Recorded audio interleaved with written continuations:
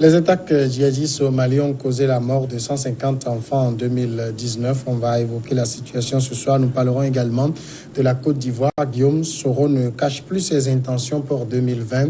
On parlera ensuite de l'Algérie et la 25e semaine de manifestation pour les étudiants qui sont infatigables. Et puis le Togo, J-1 des élections municipales partielles.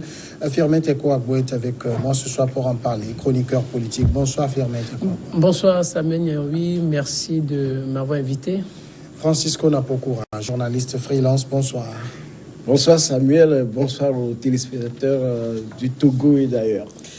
Le Mali, pour commencer, plus de 150 enfants ont été tués lors d'attaques au Mali pendant le premier semestre 2019 et quelques 377 000 mineurs ont besoin d'une protection, a indiqué mardi l'UNICEF en relevant une forte augmentation des violations graves commises contre les enfants dans le pays depuis le début de l'année, 6 ans après le début d'une intervention militaire française contre les groupes djihadistes qui avaient mis sous leur coupe le nord au Mali en 2012. Les attaques des groupes liés à Al-Qaïda ou à l'organisation de l'État islamique se poursuivent, auxquels se mêlent des conflits intercommunautaires, en particulier dans le centre du pays. Le nombre de violations graves commises contre les enfants au Mali a fortement augmenté en 2019, a mis en garde dans un communiqué le Fonds des Nations Unies pour l'enfance. Francisco Napokoura, les enfants, c'est vrai, on le sait, dans tous les conflits, ils sont souvent des victimes collatéraux. Oui, malheureusement. Sinon, quand nous voyons, ça y est, nous rentrons dans l'histoire des enfants dans la guerre, on se rappelle la Deuxième Guerre mondiale avec l'histoire de la Shoah, les enfants juifs, tout ça. Et même dans la Bible, avec la naissance de Jésus, où il fallait chercher les enfants et puis les assassiner parce qu'on cherchait l'enfant Jésus. Et ça a évolué dans le temps. Et aujourd'hui, nous sommes dans une situation d'une guerre, disons, aveugle. Sinon, même dans les milieux traditionnels, quand on nous apprenait l'art de la chasse et autres, on ne tue pas un animal qui n'est pas encore bien mûr. Même quand on trouve un animal qui porte un bébé, lorsqu'on le tue, il y a des cérémonies qu'on doit vous faire, parce que ce n'est pas normal. Aujourd'hui, on se retrouve dans un monde où des humains, ils prennent le fusil et ils tirent sur des enfants.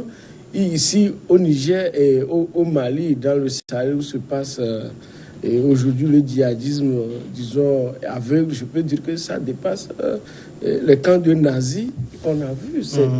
C'est que on ne distingue plus rien. On ne distingue plus, même sous Franco et sous Franco en Espagne, on séparait plutôt les enfants des parents. C'est-à-dire qu'on faisait tout pour que l'enfant naît, et on le détournait, on dit soit il est mort, et puis on l'attribue à un autre parent. Au moins, il y avait un minimum de sens de vie. Ici, on ne comprend plus rien.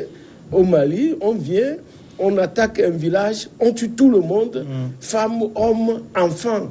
Et ce n'est pas bon. Déjà en 2019, ça fait 150, ils ont dit 150, ça doit être plus de 150 enfants, juste pour le premier semestre 2019. Maintenant, ce qui s'est passé auparavant avec les attaques, aujourd'hui nous sommes à 12 ans, bien, cette grève a déclenché, ça fait déjà... 2012. 2012. Ça fait 7 ans. Bon, en fait, ça fait déjà 7 ans que cette guerre a été déclenchée et ça ne finit pas. Donc, vraiment, c'est très malheureux pour notre Afrique. Or, l'enfant, la jeunesse, c'est la relève de demain. Aujourd'hui, ailleurs, au Japon, on dit que il n'y a plus de naissances, la population est en train de vieillir, même... comment il s'appelle, Macron, qui entend déplorer qu'en Afrique, on est de trop, mais qui appelle les Français à faire des enfants jeunes. Et aujourd'hui, en Afrique, nous avons la chance d'avoir des enfants que les gens cherchent et qui n'arrivent pas à trouver, qui payent des milliards. Et voilà d'autres qui en ont et qui se lèvent et qui déciment tout un village des enfants. Au moins, sauvegarder la vie des enfants. Ils ont quoi à faire avec ce conflit-là. Ils sont l'avenir du monde. Alors, Firmin, ici, on a vu aussi, à un moment donné, au niveau du Mali, les terroristes, les djihadistes, recrutaient des enfants dont ils faisaient des kamikazes. Ça, c'est, comment dire, c'est assez malsain hein, de se servir d'un enfant pour une cause qu'on prétend défendre. Non, est-ce qu'il y a ce qualificatif malsain chez les djihadistes? Eux, ils veulent heurter la conscience humaine. Quand ils viennent, c'est pourquoi? C'est pour heurter, c'est pour blesser, c'est pour choquer. C'est leur intérêt. Et ils savent que quand ils choquent, ils heurtent comme ça, vous devez automatiquement réagir. Quand ils procèdent comme ça veut dire qu'il y a quelque chose qu'ils cherchent, qu'ils recherchent. Et lorsque vous leur donnez cela, alors ils se retirent, ils se rétractent. C'est comme ça, eux, ils procèdent. Donc, ils savent ce qu'ils sont en train de faire. Mais je voudrais dire deux choses. La première chose, c'est que c'est demander à l'État malien d'agir. Il faut que l'État malien agisse parce que, vous savez, le problème là a commencé surtout au centre du Mali parce que l'État a été absent sur le plan social, sur le plan économique. Il y a eu des tensions pas possibles au centre Mali, des tensions pastorales, tensions sociales, des gens ont mangé difficilement, la crise sahélienne, c'est dans cette zone-là, c'était tellement difficile. Et là, comme l'État a été absent, maintenant, il y a ces groupes djihadistes-là sont venus se greffer sur cette situation-là. Il y a des groupes comme la Koufa, la Katiba, et ces deux qui sont liés à AQMI, à Al-Qaïda, au Maghreb islamique. Donc, ils ont eu assez de temps pour y travailler. C'est l'intervention française en 2013 qui a essayé un peu de les chasser du territoire. Maintenant, la France aussi s'est un peu calmée. La France ne veut pas chaque fois être sur le terrain. Et maintenant, la France qui se retire un peu. Et c'est djihadistes qui reviennent en force et pour commettre assez d'atrocités. Et l'État malien, là, l'État malien ne dit pratiquement rien. Est-ce qu'on va toujours continuer comme ça? Maintenant, la deuxième chose, c'est quoi? Comme l'État est toujours, ou montre toujours sa faiblesse par rapport à ces, ou face à ces djihadistes, moi, ce que je proposerais, c'est que l'État organise un dialogue avec ces djihadistes pour dire, ou pour leur demander ce qu'ils veulent en réalité. Parce que ça ne peut pas continuer comme ça. Il faut qu'on dialogue avec eux. Blaise Compaoré savait bien le faire. Il dialoguait avec eux quand ils veulent attaquer un peu. Il y a le général Diendéré qu'on envoyait négocier avec eux. On leur donne de l'argent, on leur donne des voitures. Et ces djihadistes se calment. Que l'État malien aussi procède de la sorte. Maintenant, il faut chercher, ajouter à cela l'autre cause qui part du Burkina Faso.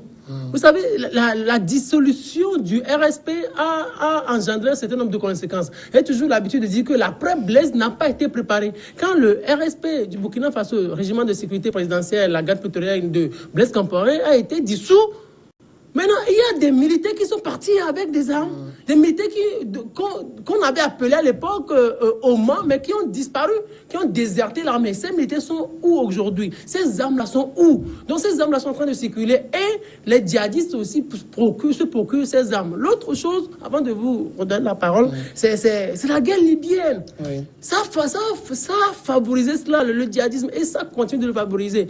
N'oubliez pas que si Boko Haram est né, c'est parce qu'il y avait des problèmes sociaux au nord du Nigeria. Un jour, un certain Mohamed Youssouf... Non.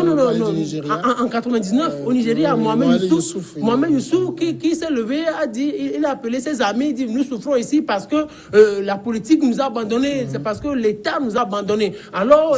On est assis sur des richesses, on était dans le delta du Niger. Là, oui, voilà, on est assis sur des richesses, maintenant nous sommes en train de tricher. Alors maintenant, on crée un petit État, on travaille la psychologie des gens qui sont devenus des zombies, qui sont en train de tuer aujourd'hui. Si les autorités africaines ne veulent pas travailler par rapport aux problèmes sociaux, je pense que le djihadisme va toujours connaître un succès pas possible en Afrique. Alors Francisco, il y a quand même quelque chose qui est assez écœurant quand on prend les conflits au niveau de l'Afrique, c'est qu'on a généralement recours à des enfants qui sont utilisés comme des soldats. Alors que quand vous prenez l'histoire des deux grandes guerres, moi j'ai du mal à les appeler guerre mondiale, je les appelle plutôt guerre occidentale. Quand vous prenez l'histoire, vous n'avez pas d'enfants qu'on a utilisés comme enfants soldats. Oui, mais justement, c'est la bêtise africaine. C'est la bêtise africaine. Et en RDC, tout ça, là, on a vu les enfants soldats. Donc maintenant, prendre un enfant. Au départ, comme il a dit, c'était le lavage de cerveau, où on vous dit, quand vous faites éclater avec la bombe, vous irez au paradis, vous aurez la plus belle femme au monde que vous n'avez pas eue sur cette terre. Et les gens ont cru. Maintenant, après, il y a quand même la conscience quand même qui s'éclaircit d'une part. Donc, ils ont commencé. Maintenant, c'est des enfants, des innocents. On leur met la bombe, un sac de bombes dans le dos. L'enfant tout innocent. Oui, mais c'est irréaliste. Mais pourquoi? Parce que c'est quoi? Un enfant, il n'est pas réfléchi, il fera ce qu'on lui demande. Alors qu'une guerre, c'est une affaire de grande importance. Si on a pu prendre un homme adulte à qui on a lavé le cerveau et qui se dit que je peux aller m'exploser avec une bombe, je peux faire ci, avec un camion, je rentre dans un camp, et puis après j'ai tout le paradis sur terre. Et par rapport à un enfant qui n'a rien dans la... c'est-à-dire que l'enfant ne respecte que le grand. Peut-être celui qui lui a donné un bonbon, peut-être même ce qu'on lui a mis dans le sac, on lui dit que c'est du bonbon, c'est du chocolat, vas-y, et puis chose. Et qui dit que ils ne sont pas un peu drogués. Non, on n'a même pas besoin de les droguer. Des enfants, si on a pu laver le cerveau au grand, pour les enfants, c'est rien, c'est banal. Donc c'est ça. Et puis, il a dit, c'est l'irresponsabilité de nos dirigeants. Le problème, comment elle appelle, burkinabé, avec le RSP, c'est une réalité.